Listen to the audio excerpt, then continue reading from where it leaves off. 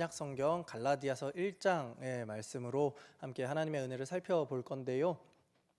지금까지 이제 창세기를 봤다면 저는 제 시간에는 제가 말씀을 전할 땐 갈라디아서 말씀을 또 잠시 살펴보려고 합니다. 오늘 갈라디아서 1장 1절부터 10절까지의 말씀으로 복음은 오직 하나라는 제목의 말씀을 함께 나누겠습니다. 제가 4살 그리고 5살 때 저는 기억이 없지만 우리나라에 아주 끔찍한 두 일이 일어났습니다. 바로 성수대교가 붕괴된 것과 삼풍백화점이 붕괴된 것이었죠. 겉보기에는 매우 크고 화려해 보였고 너무 좋아 보였지만 결국에 너무나도 허무하게 무너져 버렸고 많은 분들이 희생을 당했습니다.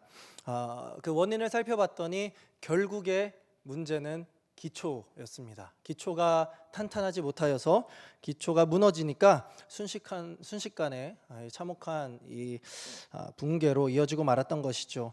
이 사건이 여러 가지 우리에게 슬픔을 줬지만 한 가지 우리에게 분명히 알려준 교훈이 있습니다. 바로 무슨 일을 하든 기초가 튼튼해야 한다라는 겁니다. 기초가 무너지면 모든 것이 무너질 수밖에 없다는 것이죠. 여러분, 이 적용은 교회에도 그대로 마찬가지로 적용이 됩니다. 우리가 교회를 볼 때 여러분 어떤 교회가 건강해 보이고 어떤 교회가 좋은 교회입니까? 라고 물어보면 너무나도 쉽게 대형 교회, 사람이 많이 몰리는 교회, 어떤 재미나고 신박한 프로그램을 하는 교회, 아니면 환경적인 컨디션이 좋은 교회라고 얘기할 수 있습니다. 물론 그런 것들도 매우 중요합니다. 그러나 우리 교회되게 하는 것, 교회의 기초라고 한다면 우리 기도하신 대로 우리 교회 표어를 얘기해 주셨는데 바로 복음을 쉬지 않는 교회가 우리 교회 올해의 표어인데, 복음이야말로 교회의 기초라고 단언컨대 말씀드릴 수가 있습니다. 자, 그렇다면 여러분에게 스스로 한번 질문을 해보십시오.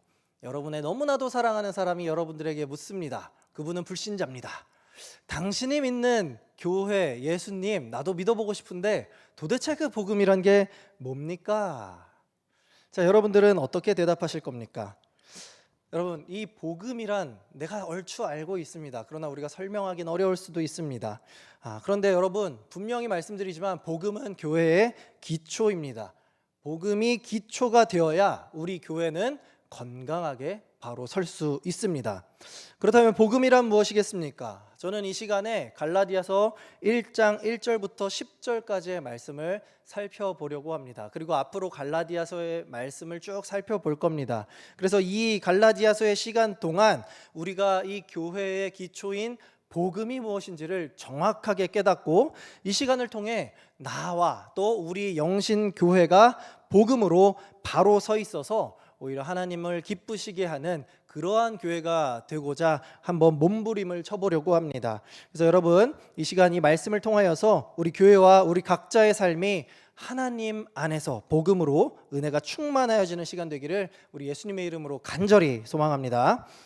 오늘 우리 갈라디아서를 살펴보기 위해서는 본문의 배경을 살펴보아야 합니다. 좀 기니까 제가 빠르게 설명해 드리겠습니다. 여러분, 사도 바울이 여러 편의 서신을 썼습니다. 그게 이제 신약 성경의 주를 이루고 있지요. 대부분의 편지에서 사도 바울은 정말 따뜻한 메시지로 각 교회를 문안합니다. 그런데 다른 서신들과는 달리 다소 격앙된 듯한 표현으로 첫 인사를 건네는 편지가 바로 이 갈라디아서입니다. 그 이유는 갈라디아서 교회 안에 복음의 기초가 흔들리고 있는 아주 중차대한 일이 있었기 때문입니다. 갈라디아 교회가 어디냐면 여러분 쉽게 설명하면 지금의 튀르키예 지방을 이야기합니다. 바울이 1차 전도 여행 때 이제 복음을 전하면서 이제 그곳에서 복음을 영접한 사람들이 교회를 이제 세우게 되었는데 이제 막 2년 남짓 된 교회, 아주 어린 교회들이었습니다. 그런데 바울이 이제 한 곳에만 머무는 것이 아니라 여기저기 돌아다녔지 않습니까? 바울이 이제 다른 곳으로 가니까 바울이 떠난 뒤에 이 갈라디아 교회 안에 누가 들어오느냐? 유대인 그리스도인이라고 하는 자칭 거짓 교사들이 이 교회 안에 들어오게 됩니다.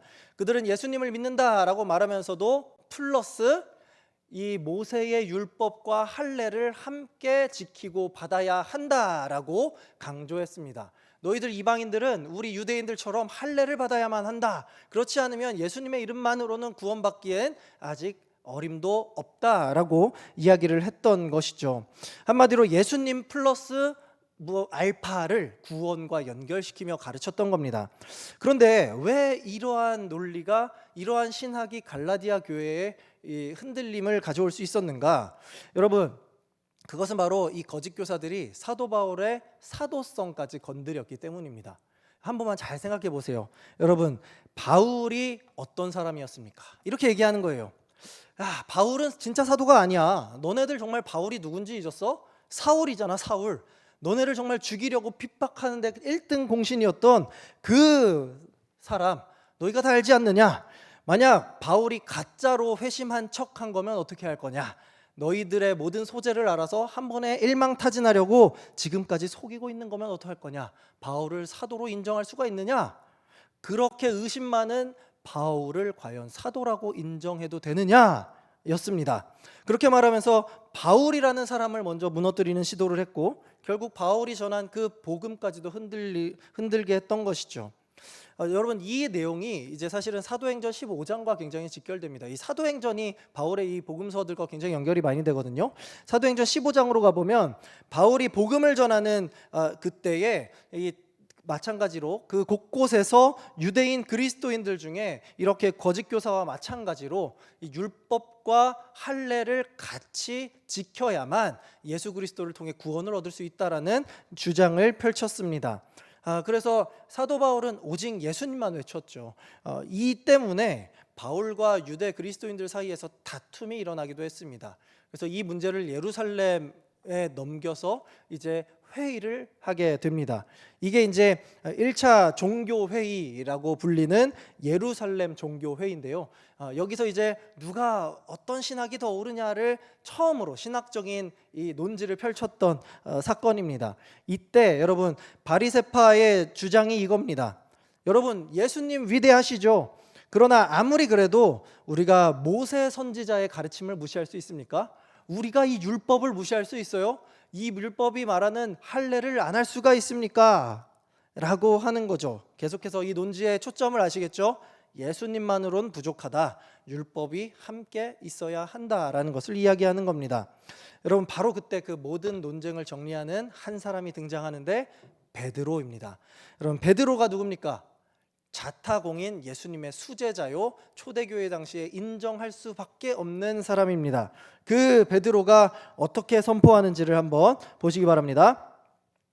또 마음을 아시는 하나님이 우리에게와, 유대인이죠, 그리고 같이 그들에게도, 이방인에게도 성령을 주어 증언하시고 믿음으로 그들의 마음을 깨끗이 하사 그들이나 우리나 차별하지 아니하셨느니라. 그런데 지금 너희가 어찌하여 하나님을 시험하여 우리 조상과 우리도 능히 맺지 못하던 멍에를 제자들의 목에 두려느냐. 여러분, 우리의 마음을 깨끗이 하는 것 오직 뭐라고 하고 있습니까? 믿음이라고 얘기하고 있죠. 자, 그러면서 이제 11절에서 방점을 찍는데 우리 11절 함께 읽어보도록 하겠습니다. 자, 시작. 제가 넘길게요. 네, 시작. 그러나 우리는 그들이 우리와 동일하게 주 예수의 은혜로 구원받는 줄을 믿노라 하니라. 아멘. 여기서 베드로가 확실하게 얘기하는 것이죠. 이로써 이제 초대교회 당시에 일어났던 분쟁의 신학적 방점을 찍은 겁니다. 오직 우리의 구원은 예수님이다라는 것을 선포하게 되었던 것이죠. 자, 여러분, 이 중요한 일을 이제 경험한 이 사도 바울이 이제 얘기를 하는 거예요. 이 경험을 가지고 갈라디아 안에서 똑같은 일이 벌어지게 되니까 바울이 얘기하는 거죠. 야, 더 이상 안 되겠다. 지금 이 갈라디아 교회뿐 아니라 앞으로 후대의 교회들이 맞닥뜨릴 문제, 과연 이 예수만으로 충분한가라는 태클이 걸렸을 때 어떻게 해야 되는가? 이 신학적 혼란을 막기 위해서 이제 바울이 붓을 들고 글을 쓰기 시작한 겁니다. 그 편지가 바로 우리가 있는 갈라디아서가 되는 것이죠.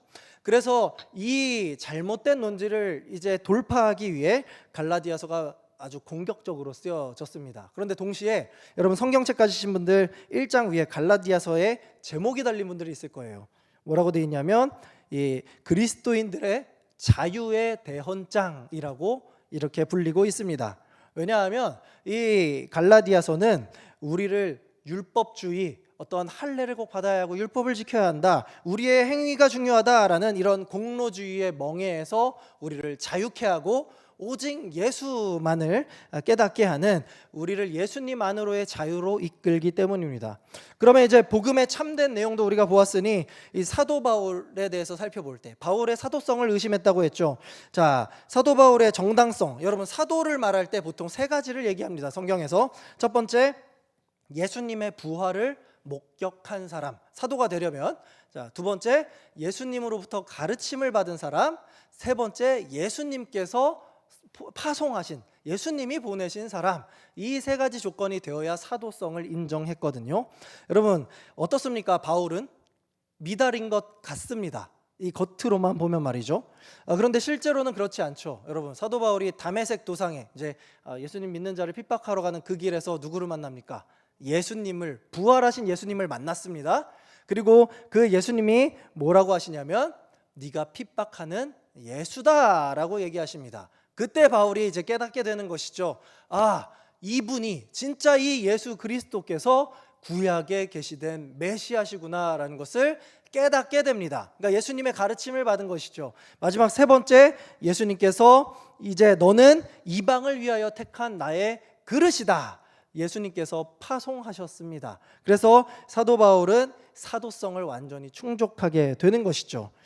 그러니 이제 사도 바울은 사람들에게서 나온 권세가 아니라 바로 하나님께서 주신, 부활하신 예수님께서 부어주신 권위로 자신의 사도임을 밝히면서 이 편지를 시작하게 되는 겁니다. 이제 이런 배경을 우리가 알게 되면 이게 왜 사도 바울이 1절부터 왜 이렇게 자기의 사도성을 강하게 이제 얘기하는지가 이해가 돼요. 그리고 이 내용을 통해서 우리가 복음의 내용도 이해할 수가 있게 됩니다. 여러분, 그래서 우리가 첫 번째 중요하게 기억해야 될 것이 바로 이겁니다. 참된 복음은요, 사람에게서 난 것이 아니라 하나님께로부터 온 것이다 라는 것을 우리가 분명히 알아야 됩니다. 여러분, 이 사실을 모르는 사람은 없을 겁니다. 그런데도 우리가 삶에서 자주 놓치는 것이 바로 이것입니다. 여러분 1절에서 사도 바울이 이렇게 얘기합니다. 사람에게서 난 것도 아니요 사람으로 말미암은 것도 아니요 오직 예수 그리스도와 그를 죽은 자 가운데서 살리신 하나님 아버지로 말미암아 사도된 바울. 여러분, 이것은 단순히 평범한 인사말이 아닙니다. 바울은 지금 이 자신이 전하고 있는 복음, 그리고 자신이 파송받은 사도에 대한 내용의 이 출처를 밝히고 있는 겁니다. 거짓 교사들이 뭐라고 했습니까? 바울을 흔들어서 이 복음까지 흔들었죠. 복음에 플러스 알파, 우리의 행위가, 율법의 행위가 더해져야 한다라고 했죠. 그런데 사도 바울이 말하는 게 이거예요. 내가 전하는 복음은 사람들의 회의에서 만들어진 것도 아니고 너희들의 전통에서 나온 것도 아니고 오직 부활하신 예수 그리스도와 하나님 아버지께로부터 온 것이다 라고 분명히 밝히는 겁니다. 여러분, 이게 왜 중요합니까? 왜 이 사실이 중요합니까? 사람에게서 나온 것은 어떻게 돼요? 시대와 역사의 흐름에 따라 사람의 그 입맛과 시대의 요구에 따라 바뀌게 됩니다. 그래서 시대가 바뀌면 바뀌고 문화가 바뀌면 바뀌고 사람에게 듣기 좋게 점점 변질되어 가죠. 여러분, 우리는 그것을 진리라고 말하지 않습니다. 그러나 하나님께로부터 온 복음은 결코 바꾸지 않습니다. 바뀌지 않습니다. 복음은 우리가 만들어낸 어떤 종교적 위로 따위의 메시지가 아니기 때문입니다. 복음이란 무엇입니까? 죄인인 저와 여러분을 살리기 위해 하나님께서 친히 창세 전부터 계획하신 복된 소식입니다. 그러므로 교회가 붙들어야 할 것은 사람의 말들이 아니요 오직 하나님의 말씀이요 사람의 생각이 아니라 하나님께서 주신 복음이다라는 것을 우리가 기억해야겠죠. 이 복음이 도대체 무엇입니까? 사도 바울은 4절에서 아주 친절하게 복음에 대해 설명합니다. 우리 함께 읽어보겠습니다. 시작. 그리스도께서 하나님 곧 우리 아버지의 뜻을 따라 이 악한 세대에서 우리를 건지시려고 우리 죄를 대속하기 위하여 자기 몸을 주셨으니. 아멘. 여러분, 여기에 복음의 핵심들이 다 들어 있습니다. 우리 담임 목사님 통해서 복음이 무엇입니까? 아주 쉽게 알았죠.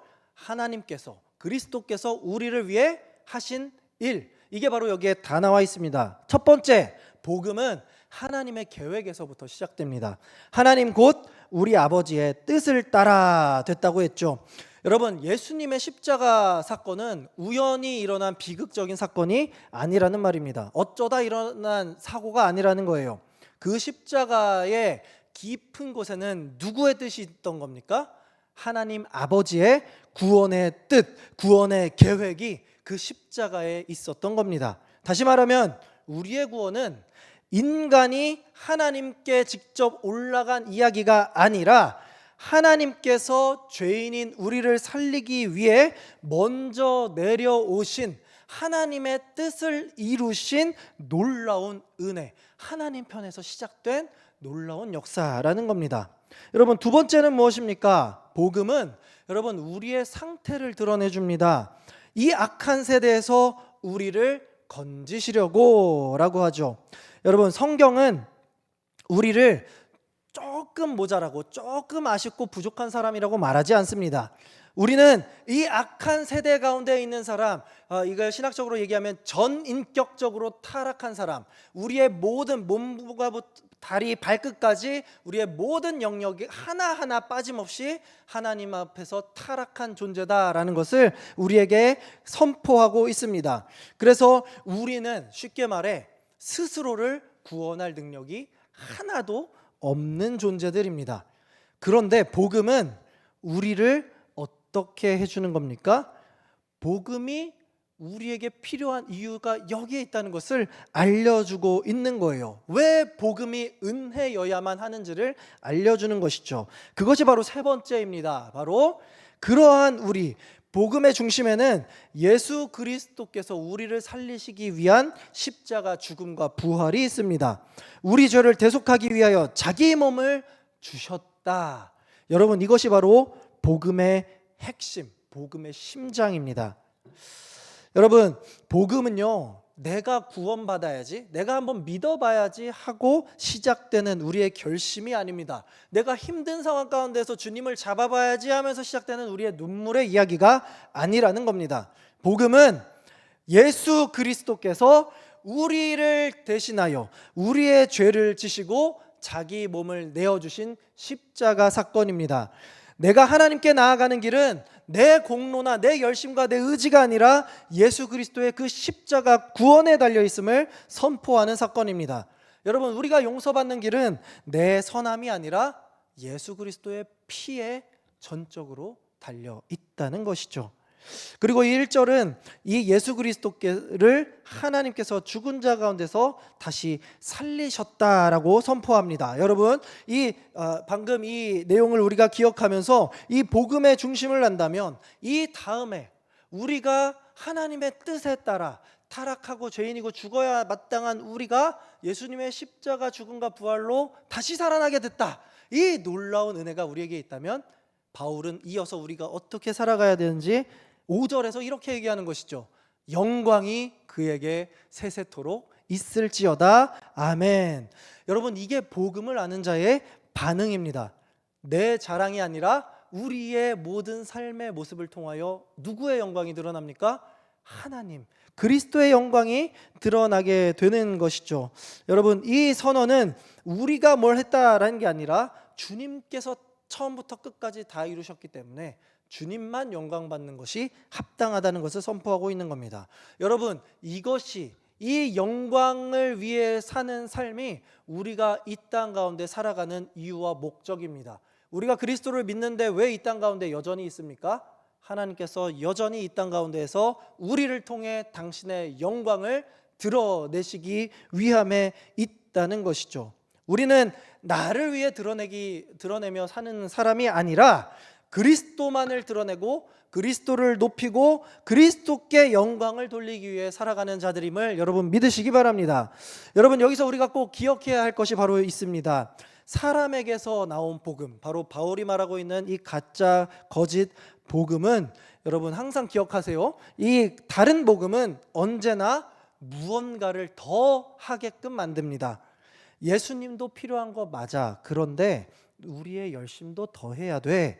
예수님도 중요하지만 그렇게 살아서 되겠어? 착한 일을 더 많이 하고 선한 행실을 많이 해야 구원에서 탈락되지 않는 거야. 이렇게 교묘하게 우리에게 이야기합니다.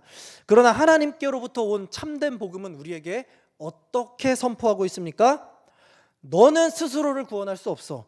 네가 세상의 중심이 아니야. 너가 할 수 있는 것은 아무것도 없어. 그러나 오직 그리스도께서 너를 위해 자기 몸을 주셨어. 그리스도께서 다 하셨어. 그러니 너는 이제 예수님 안에서 완전히 자유를 얻은 자야. 너는 주님 안에서 평안할 수 있어. 자꾸 뭘 해야 된다는 압박에서 벗어나 주님의 이름만으로 우리는 평안할 수 있다는 것을 선포하는 겁니다. 여러분, 제가 이제 종교개혁사를 계속 이제 성경대학 때 진행하는데, 종교개혁하면 떠오르는 이게 가장 유명한 사람 누굽니까? 마틴 루터죠. 이 마르틴 루터가 원래는 이제 법을 공부하는 법학가, 대단한 사람이었어요. 그러다가 회심을 해서 수도승이 됩니다. 수도원에 들어가요.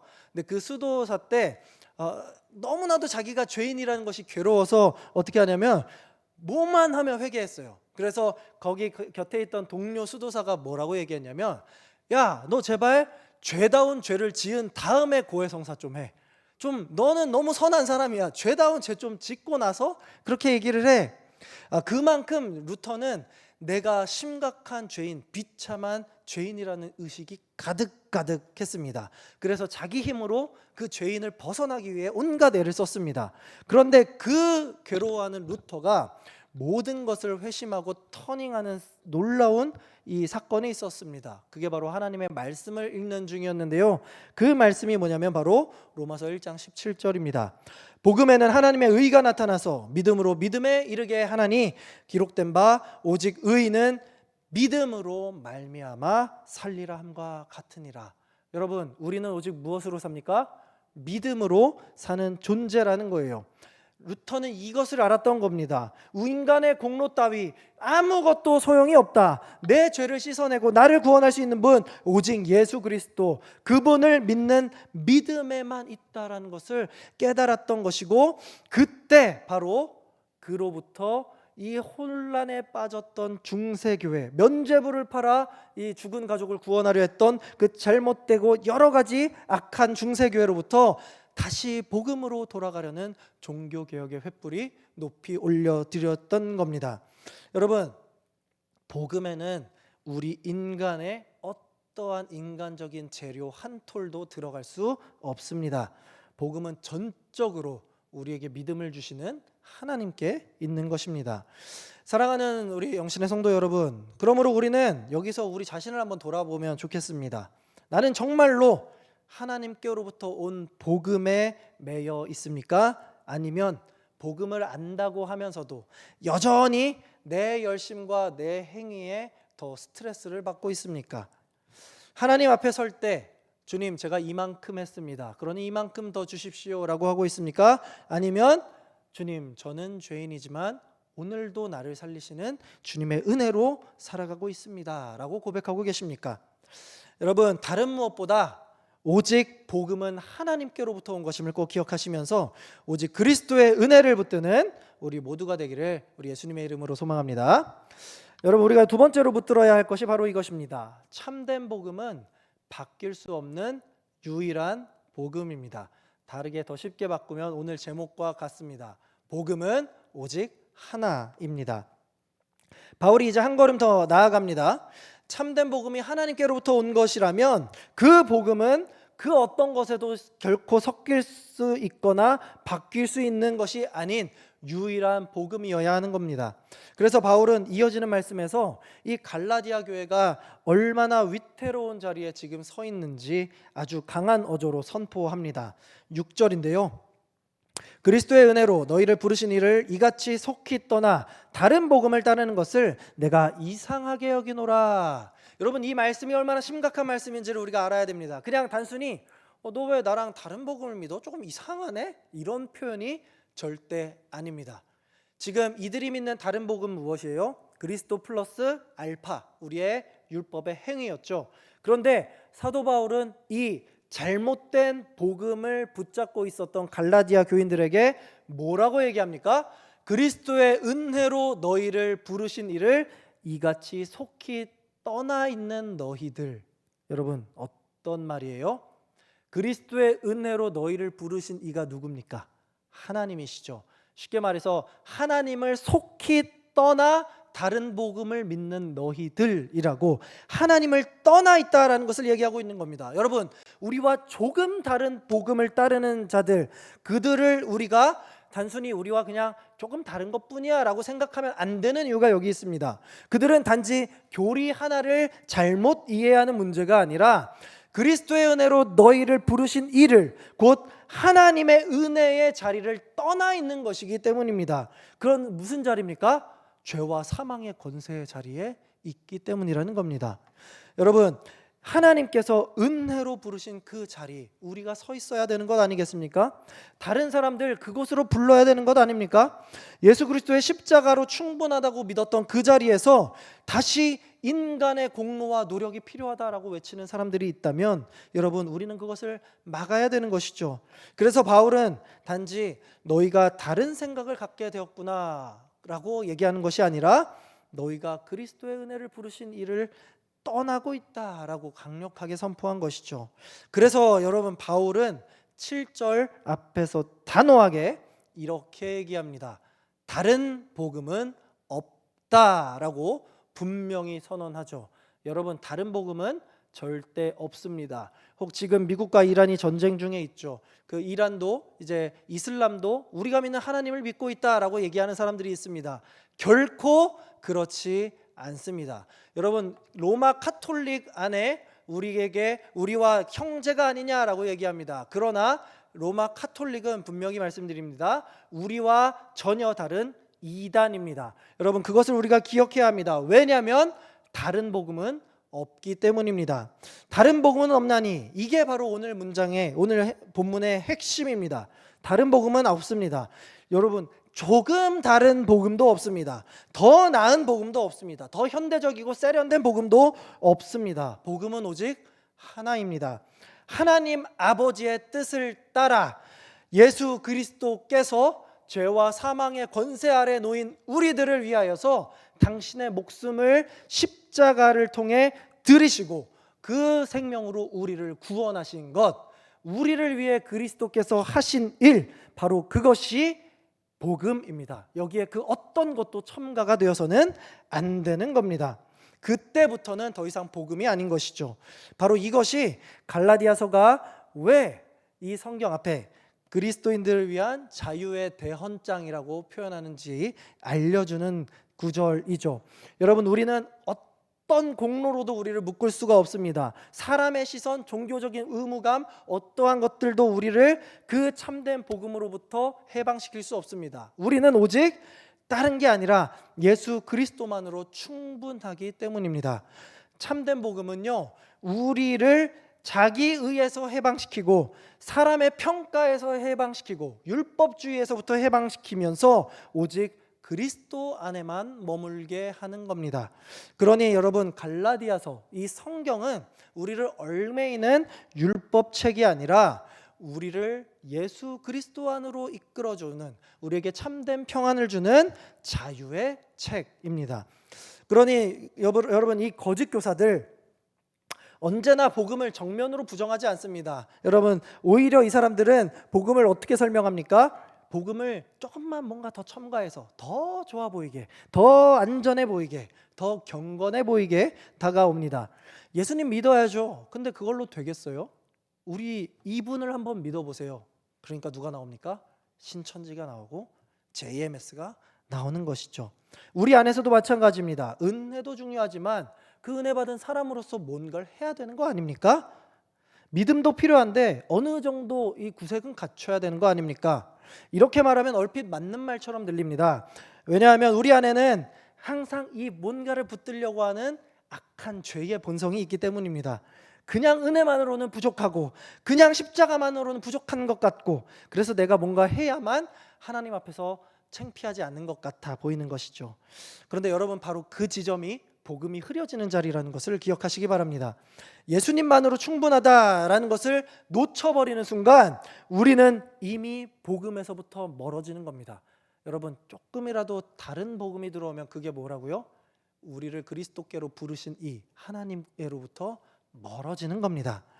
여러분, 복음은 언제나 매우 단순합니다. 그러나 그 단순함이야말로 세상에서 가장 강력한 은혜가 됩니다. 예수님께서 우리를 위해 죽으셨고 부활하셨다. 오직 그 은혜로 우리가 구원받는다. 이것만을 믿으면 된다. 이 진리 외에 다른 복음은 없다는 것이 성경의 시종일관된 진술입니다. 그래서 우리는 계속해서 이 문장을 가슴에 새겼으면 좋겠습니다. 여러분, 예수님으로 충분합니다. 복음은 오직 하나입니다. 여러분, 그래서 여러분 성경책 보시면은 사도 바울이 이 8절과 9절에서 그래서 더 세게 얘기하는 거예요. 뭐라고 얘기합니까? 8절과 9절의 끝부분만 한번 보세요. 다른 복음을 전하면 저주를 받을지어다. 다른 복음을 전하면 저주를 받을지어다. 두 번 반복한다는 건 성경에서 매우 큰 강조를 얘기합니다. 왜 바울이 이렇게까지 강조합니까? 복음에는 타협의 대상이 전혀 없기 때문입니다. 복음은요, 그 복음 자체로 교회와 우리의 생명이 되기 때문입니다. 복음이 흔들리면 교회가 흔들리게 되고, 복음이 무너지면 우리 성도의 신앙도 무너지기 때문입니다. 갈라디아 교회가 지금 그 앞에 있었던 거예요. 여러분, 오늘 우리 영신교회, 우리 교회를 한번 돌아보고 우리 자신을 돌아봤으면 좋겠습니다. 지금 여러분, 한국교회의 가장 큰 위기가 뭐라고 합니까? 세상에서 뭐 이단들도 많이 나와요. 신천지, 통일교, JMS, 여호와의 증인 너무나도 많죠. 여러분, 우리 이단들도 경계해야 되는 건 맞습니다. 그러나 여러분, 교묘하고 더 깊게 우리 교회 안에 들어와 있는 위험이 무엇입니까? 바로 세상의 관점, 바로 세속주의, 이 만몬주의가 교회에 들어온 것이죠. 여러분, 여기가 아주 중요한 포인트입니다.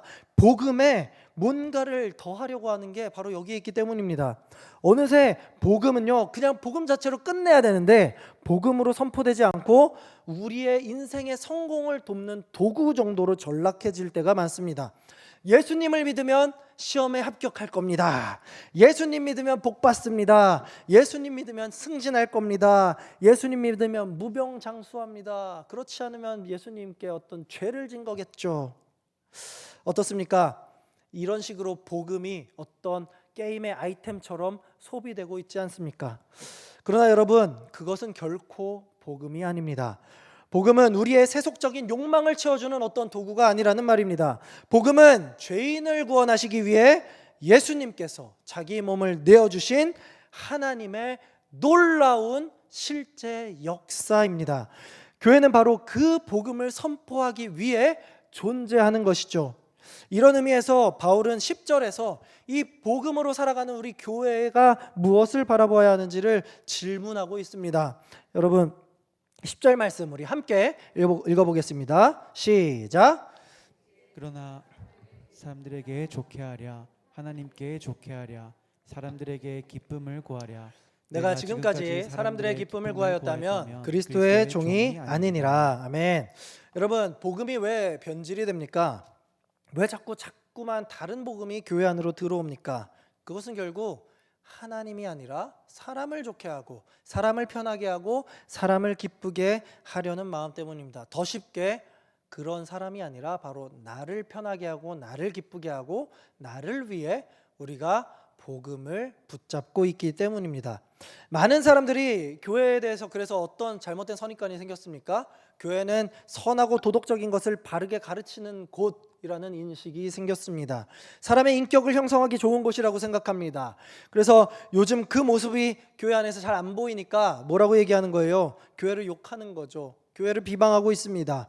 여러분, 인터넷에서는 하루가 멀다 하고 이런 말들이 있어요. 여러분들의 이상형인데 그 사람이 독실한 기독교인이면 믿겠습니까? 사람들 댓글에 다 안 된다라고 얘기합니다. 지금 사회에서 교회의 인식이 그렇습니다. 그런데 여러분, 이 복음은요, 사실 우리를 그렇게 참된 인격으로, 우리를 도덕적으로 빚어가는 것도 사실입니다. 그러나 복음의 본질은 그런 우리를 교양인으로 만드는 데 그치는 것이 아닙니다. 복음의 본질은 좋은 사람으로 우리를 만들어주기 위해 있는 것도 아닙니다. 교회는, 복음을 선포하는 그 교회는 바로 사람을 더 나은 사람으로 만드는 곳이 아니라 죄인을 십자가 앞으로 이끄는 곳입니다. 교회는 예수 그리스도가 하나님의 아들 되시며 우리의 구원자 되심을 선포하는 곳입니다. 그래서 하나님을 찬양할 수밖에 없으며, 그래서 하나님을 기쁘시게 하며 살아갈 수밖에 없는 곳이 교회 공동체요, 우리의 삶인 것입니다. 여러분, 복음에는 참된 삶이 담겨 있지만 복음 자체가 어떤 교양이나 도덕을 겨냥해서 얘기하고 있는 것이 아니라는 말이에요. 여러분, 이 복음이 흔들리게 되는 순간 역사적으로 어떻게 됐습니까? 예수 그리스도라는 반석 위에 이끼들이 자꾸 낀 것이죠. 뭘 더 해야 된다, 더 해야 된다. 가족이 구원을 받으려면 이 면죄부를 사면 가족들이 구원을 얻는다. 이런 식으로 우리의 행위들이 들어가게 된 겁니다. 그리고 오늘날엔 어떤 것들이 있습니까? 더 좋은 시설들이 있어야 된다. 더 좋은 복지 프로그램들이 있어야 된다. 예배 순서를 줄이고 말씀 시간을 줄여야 된다. 계속해서 복음이 선포될 수 있는 기회들을 줄이자고 하고 있는 것이죠. 그러다 보면 결국 예수님은 중심에서 밀려나게 되고, 교회는 사람들의 취향에 맞춘 공간으로만 변해버릴 수밖에 없습니다. 여러분, 이러한 모습들을 우리 교회에서 봐서는 되겠습니까? 우리는 절대로 그 복음을 해쳐서는 안 됩니다. 복음은 우리를 결코 방관자로, 교회에 놀러오는 자로 부르지 않습니다. 복음은 우리를 예수 그리스도의 종으로, 은혜의 빚진 자로, 그래서 삶 가운데 하나님을 기쁘시게 하는 제자로 살아가게 하는 것을 여러분 붙잡으시기 바랍니다. 여러분, 우리 교회들의 역사는 늘 그렇게 하나님을 기쁘시게 하려는 사람들을 통해 무너지지 않고 보존되어 왔습니다. 예수님의 승천 이후 로마 시대에 핍박을 받아도 제자들과 수많은 신앙의 선배들이 자기의 목숨을 내어놓고 예수를 전하고 교회를 세웠습니다. 중세 이 타락했던 로마 카톨릭 교회에도 종교개혁가들도 자신의 목숨을 내어놓고 오직 복음으로 돌아가자, 오직 성경으로 돌아가자 했습니다. 우리나라에 복음을 전하기 위해 들어왔던 수많은 희생당한 선교사님들도 그랬습니다. 그리고 일제치하에서 예수님을 부인하고 십자가를 밟고 지나가면 너와 가족을 살려주겠다라고 총칼을 들이댔던 그 협박에도 굴하지 않고 복음을 지켜온, 그 신앙을 지켜온 우리 고신교단의 선조들이 그랬습니다. 여러분, 사람이 아닌 하나님을 기쁘시게 하기 위해 살아온 그들의 믿음이 지금 우리 영신교회를 세워온 초석이 되었습니다. 오늘 우리에게 필요한 것도 바로 그런 믿음입니다. 모두가 같은 방향으로 가는 것처럼 보여도 복음이 아니라고 말한다면 아니라고 해야 되는 것이 믿음인 것이죠.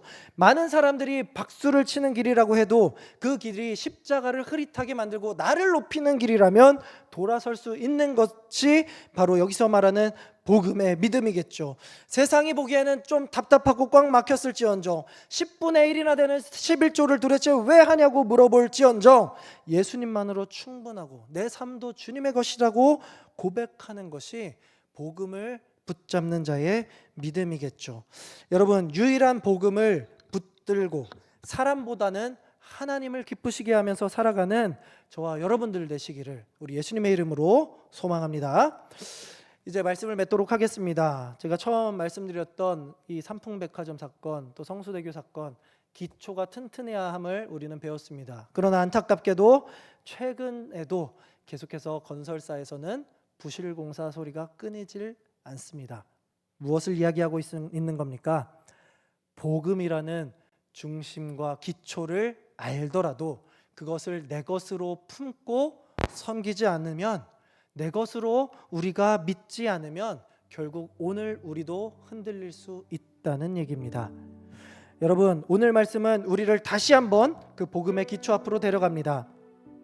교회를 살리는 것은 우리의 열심이 아닙니다. 전통이나 외적인 성공도 아닙니다. 바로 복음, 우리를 위해 자기를 죽기까지 십자가에 던지시고 우리를 살리신 예수님, 오직 복음만이 우리의 기초입니다. 교회가 사는 길도 복음에 있고 우리가 사는 길도 복음에 있습니다.